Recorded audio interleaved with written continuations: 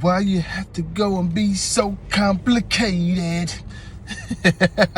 Yo, what's going on? It's Terrell, Hall of Fame, D-Line,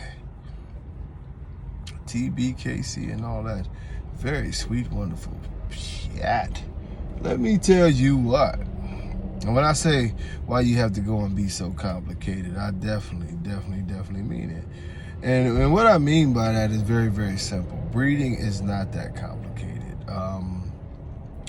Many of you have heard my speeches a million times, and you'll hear it again. Simplify everything that you're doing in your breeding program. And yes, I am doing the mentorship stuff. Got a lot of videos of it's rough, but I'm back. So this is more like one of the mentorship videos. But you don't want to complicate this breeding pool. And I explain it to my kids is like, hey, say for instance, you got a pack of bad dogs, and I mean like a pack of puzzle pieces, Then you have a pack of puzzle pieces of good dogs, and you mix them all together. This is the bully world. Now what you have to do is you have to go through and separate the good dogs, the good puzzle pieces, and the bad puzzle pieces. And I know, and this is exactly how I explain it to the kids. And I say, the one thing about those bad pieces, as you look at them, some of them might look good, you know what I mean? But they don't fit the good dogs. Dad, what are we supposed to do with the bad dog? Well, basically, you throw them away. And this is the most preschool level of logic, but it really works inside your program. Like I'm not some master breeder who has a doctorate from Harvard or some shit. I just learned how to follow a program. I just learned the common sense part of breeding from a gentleman, back in the day. Well, several, but one in particular who instilled in me, you don't put in bullshit and expect to come up clean. And that's the way, that breeding dogs is. Screw the name of the dog that you're trying to get. Breed for the qualities.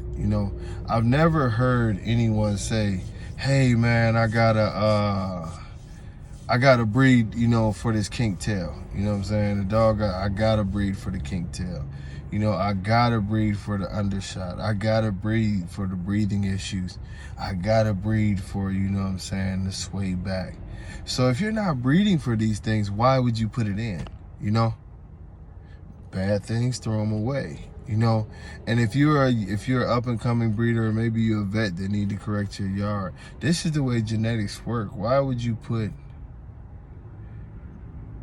bad genetics in play that have to be bred out, that have to be fixed, that have to have all these issues, when you can search for better dogs that actually pump your dog up and has all the attributes that you want? And it's a combination of great genetics, and you're strengthening your gene pool. The difference between these two theories can cost you years. I'm telling you, say for instance, if you breed a dog with bad hips into your program, right, because you love the chest, that bad hip gene is going to take 4 to 5 generations to subside, and that's not go away. That's just not show up prevalently.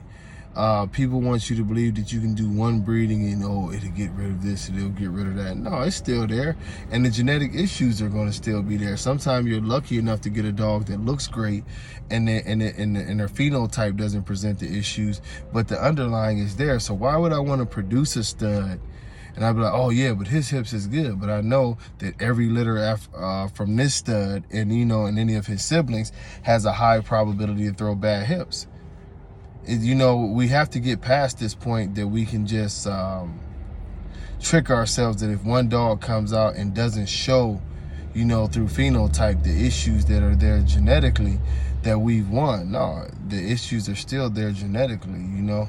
It's almost like, you close your eyes on it. I don't even want to look. I just go by the words and the feel of what I'm doing.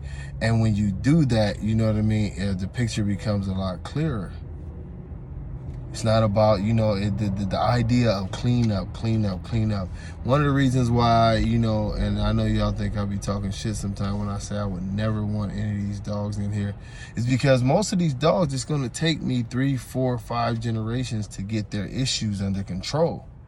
And I like the lion breed, so that means that I'm running a higher probability of the fact that I would be incorporating that dog's genes in there. And in my yard, I would have to compound them because, you know, ultimately, I love to lion breed and run those genes together. So almost every dog in my yard, their genetics end up crossing each other. But when you compound the gene, as I said, it's not like addition, it's more like multiplication. You made this thing way stronger than what it was, and it'll represent itself. It's too much work. Y'all go out, y'all find beautiful dogs, man. Y'all find dogs that don't have the health issues and the other stuff that fit what you want. And it might not be a big name. It might not help you sell puppies or whatever. But that's not what you should be in it for. You should be in it for winning. And the ultimate winning is creating the best specimen in the breed that we can.